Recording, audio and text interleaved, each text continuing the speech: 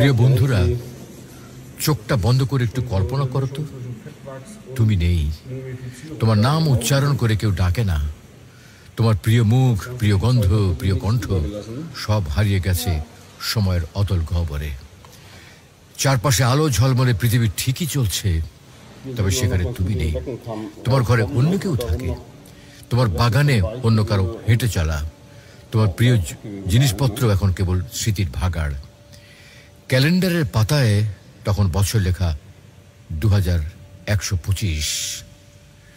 ঠিক আজ থেকে 100 বছর পরের একদিন তুমি যাকে এখনো বলো আজ, তা তখন হবে কারো অতীত। তোমার ছবি হয়তো পুরনো ফ্রেমে ঝাপসা হয়ে গেছে, আর স্মৃতিগুলো হয়তো কেউ মনে রাখেনি, হয়তো কেউ কোনোদিন জানেই না তুমি কে ছিলে। সময়ের চক্রে তুমি এখন যাদের জন্য সব ত্যাগ করছো, তোমার বন্ধু, পরিবার, প্রিয়জন, তাদের মধ্যে কজনই বা 100 বছর পর তোমার কথা মনে রাখবে? একটু নিজেকে জিজ্ঞাসা করো তো, তুমি কি জানো কে ছিল তোমার দাদার দাদা? তাদের কি নাম ছিল? তুমি কি কখনো তাদের জন্য একটিবার দোয়া করেছো? তুমি কি জানো তাদের বাবা মায়ের নাম? জানো না তো?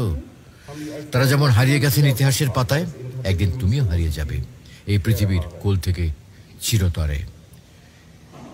2125 সালে তুমি থাকবে না।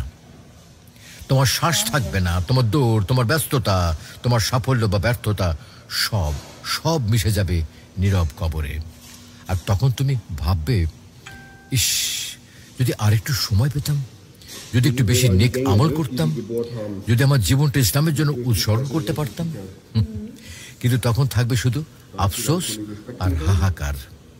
কোরআন যা বলে, হায় আমি যদি রাসূলের পথ অবলম্বন করতাম, হায় আমার এই জীবনের জন্য যদি কিছু প্রস্তুতি নিয়ে রাখতাম। হে আমার রব, আমাকে আবার ফেরত পাঠান যাতে আমি সৎ কাজ করতে পারি। তখন জবাব আসবে, না, এটা হবার নয়। এটা তো কেবল একটি মাত্র কথা যা সে বলবেই। মৃত্যুর ফেরেশতারা অপেক্ষা করে না। সে জানে না তুমি আজ খুব ক্লান্ত, সে মানে না তুমি এখনো ইমানের পথে প্রস্তুত নও। সে আসে হঠাৎ, সে বলে না তোমার সময় শেষ হয়ে গেছে। তাই সময় থাকতে ফিরে এসো। এই দুনিয়া, এই চাকচিক্য, এই নাম যশ সব মায়া। কবরের নিরাপত্তা খুব কঠিন, তবে যারা আগেভাগে প্রস্তুত হয় তাদের জন্য আখিরাত হয় শান্তির আবাস। হে আল্লাহ, আমাদের গাফিলতি মাফ করে দাও, আমাদের অন্তরকে হেদায়েত দাও, আমাদের এমন কিছু করে যেতে দাও যা মৃত্যুর পরও আলোকবর্তিকা হয়ে জ্বলতে থাকবে। আমিন।